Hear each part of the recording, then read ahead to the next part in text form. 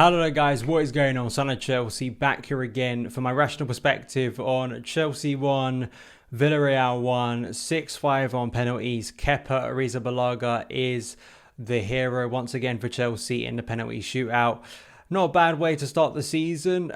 Dramatic. In the end, of course, very euphoric seeing the team win in the end, end the Super Cup curse that we've had in recent seasons, especially on penalties. I think the last two Super Cup finals for Chelsea have gone to penalties and we've lost. So that's broken now. I think there's a lot you can get into psychologically, I think, for the squad of going through the adversity tonight, of getting over the line again. Yes, if we lose this game tonight, I know people would have been very disappointed, but at the end of the day, most people still see it as kind of a glorified friendly, a bit more than, of course, the Community Shield. And it's a great thing to be in, obviously winning the Champions League or winning the Europa League like we have in the past to get into this game, and the feeling of winning the Champions League, Super Cup and Club World Cup, which is, of course, on the horizon in December. But I just feel, watching the squad celebrate with Kepa in the end and lifting the trophy and thinking back to May, I believe that these moments are crucial for the squad. Just getting that winning feeling, in their system. They have lost quite a few finals in recent years, and to win two now in a short period of time, hopefully does them the world of good going into the new season. I don't want to be here all night because there's a lot to get into, over 120 minutes to delve into. In terms of the performance actually in game, it was concerning after the 60th minute because it was kind of a bit like the Spurs game last week, with Chelsea playing well for a period of time, looking really sharp, really dominant.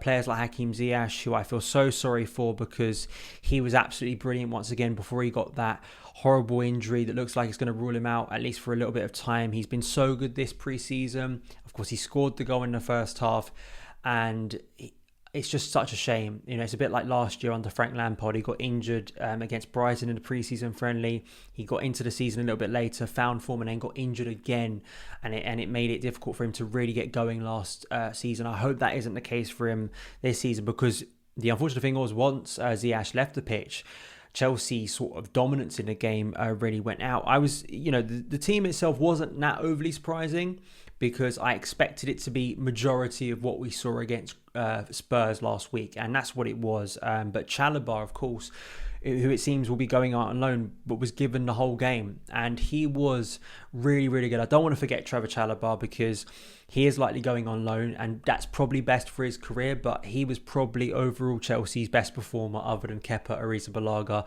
and Hakim Ziyech in the first half when he scored that goal, because Trevor just once again looked very composed. I thought maybe in the first 10 to 15 minutes, him and Callum Hudson-Odoi, that relationship between being that outside centre-back and a right wing-back maybe wasn't quite there.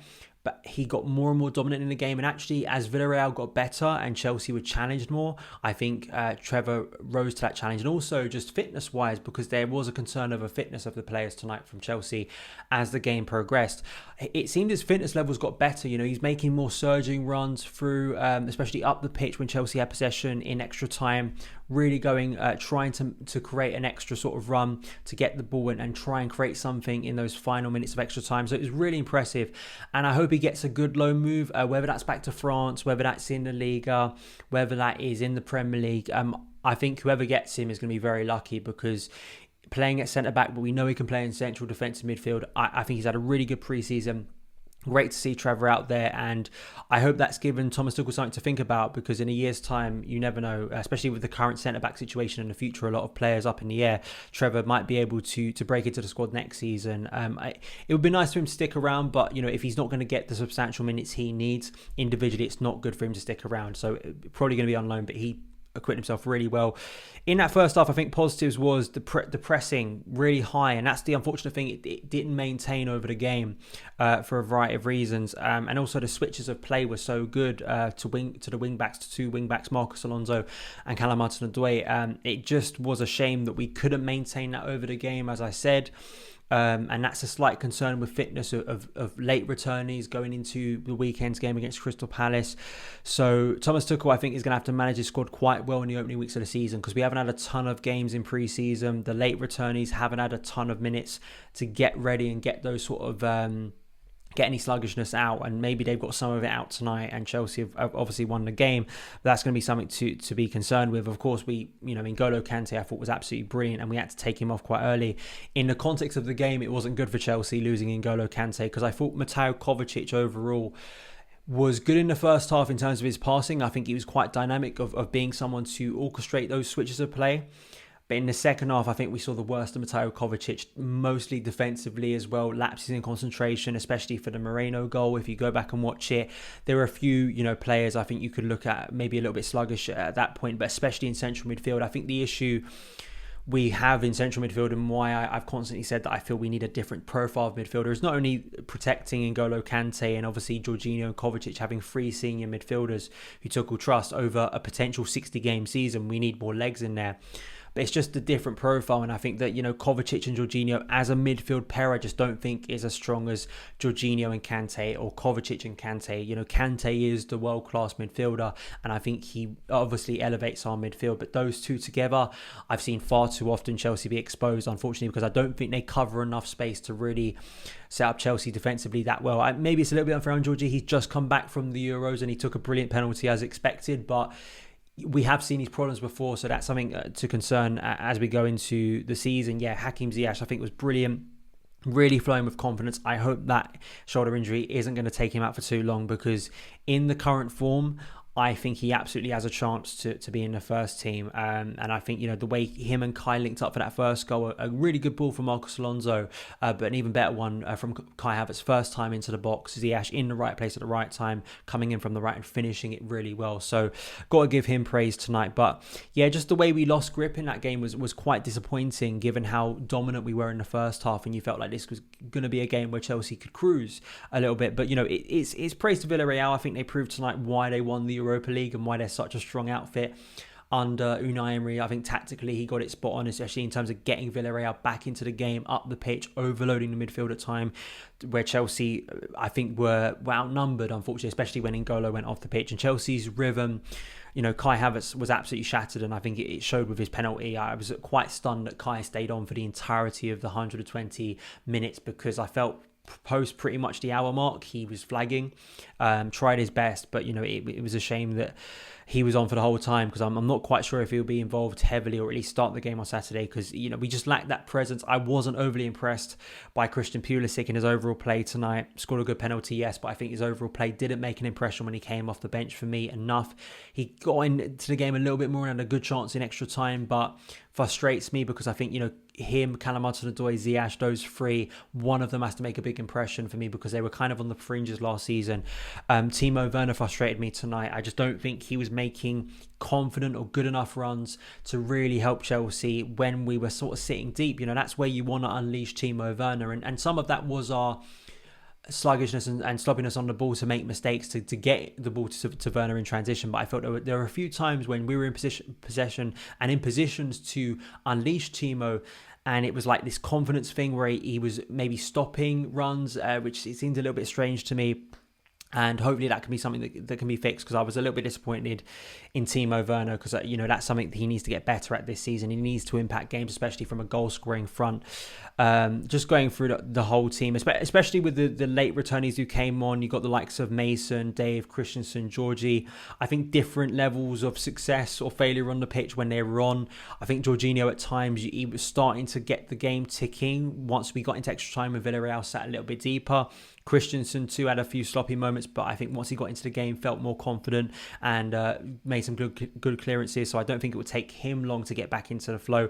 I think same for Dave, and also same for Mason. Looked a little bit sluggish when he got into the game, but I think as it progressed, got better. So hopefully with all those players who are key players, especially Mason, Dave and Georgie, Christensen, Thiago Silva, there's a debate over those two, who's going to play in the centre of our back 3 at the moment, but I have confidence all those 3 will quite quickly get back up to speed. So yeah, it's a pre-season friendly, and obviously I think that is it a glorified pre-season friendly? Yes, we'll now say it's a major trophy because we've won it. But I'm so happy personally for Kepa. That's kind of what I want to wrap up the video with. Tuchel actually interestingly said that it wasn't a spur of the moment thing. They were thinking about this kind of scenario way back against Barnsley in, I believe, the 5th round of the FA Cup where Kepa played, because he played all the way up to the final, didn't he, last year? And just personally for him, you could see the emotion on his face when when he made the winning save, I think about all of the baggage over the past year for him, probably even over that now in terms of his situation at Chelsea. I'm sure personal stuff as well. The abuse he's received online is just so much stuff that, has been tough for him, absolutely, as a professional. And I'm just happy personally for him. I think we all know that his future is probably never going to be as the main number one, but this is a very special moment for him. And it's true, Tuchel said the reason they planned it was they look at save percentages in penalty kicks for Chelsea and penalty shootouts, and Kepa Arrizabalaga is pretty good for Chelsea, and you go through the penalty shootouts Kepa's been involved with. We think back to the 18-19 season, his first season, the Frankfurt penalty shootout in the Europa League, and the Spurs penalty shootout where he won the shootout for Chelsea there. So two big saves, especially after Kai missed the first one. You were a little bit concerned, but quickly got Chelsea back in the fray, and then, of course, made the big save. And it's great to see that the team went up to him, celebrated with him. Mendy too. There seems to be a real connection there. And I also think maybe, you can flip a negative into a positive. The fact Chelsea lost grip of this game, and there's concerns of fitness and the chemistry, and are we ready for the new season? But the way to flip it is, Chelsea faced adversity and they bounced back, and they eventually found a way to win in a final. That's the way I'd flip it and say, under Thomas Tuchel, that's a real good trait to have. So we move on now to Saturday. I guess tomorrow, whenever you're watching this, tomorrow it feels like it's going to be Rom Day, and there are a few times in this game where I did think we need Lukaku, in particular maybe in that second half when we were lacking ideas of how to get the ball into dangerous areas, and maybe you just wanted someone to play the ball up direct to, or just that ability, maybe if you're going wide, to put a higher ball into the box for a more physical forward to sort of bring down and bring others into play.